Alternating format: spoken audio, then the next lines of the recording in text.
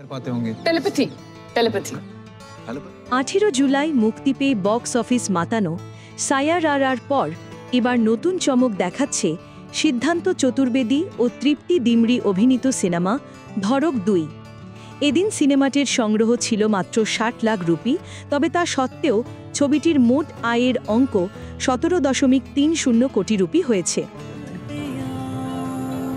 বাহ এর সঙ্গে ধড়ক ২ এমন অনেক রেকর্ড ভেঙেছে যা নিঃসন্দেহে প্রধান অভিনেতাদের খুশি করবে। সাজিয়া ইকবাল পরিচালিত এই রোমান্টিক থ্রিলার ছবিটি সিদ্ধান্ত চতুর্বেদীর সর্বোচ্চ আয়কারী সিনেমা।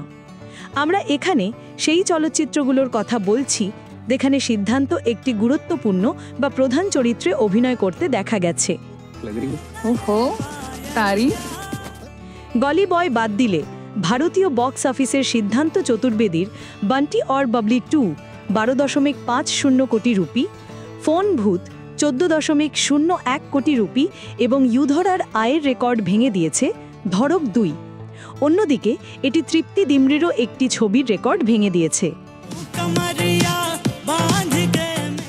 অভিনেত্রী ২০১৮ সালের ছবি লায়লা মজনু ভারতীয় বক্স অফিসে মাত্র ২.৮৯ কোটি রুপি আয় করেছিল। ৪০ কোটি রুপি বাজেটে নির্মিত এ ছবিটি এখনও খরচ তুলতে পারেনি। অন্যদিকে প্রেক্ষাগৃহে মুক্তি পাওয়া সান অফ সর্দার ২ এর জন্য এবারের বক্স অফিস বেশ দুর্গম। অনিত পাড্ডা এবং আহান পান্ডের সিনেমা সাইয়ারার কারণে কঠিন প্রতিযোগিতার সম্মুখীন হয়েছে, সঙ্গে ধড়ক ২ এর থেকেও বক্স অফিস সংগ্রহ কম সান অফ সর্দারের। ধড়ক ২ বক্স অফিস খাতা খুলেছিলেন ৩.৫০ কোটি টাকা দিয়ে। বিনোদনের আরও খবর জানতে সাবস্ক্রাইব করে চোখ রাখুন গ্রিন ভিউ ইউটিউব চ্যানেলে।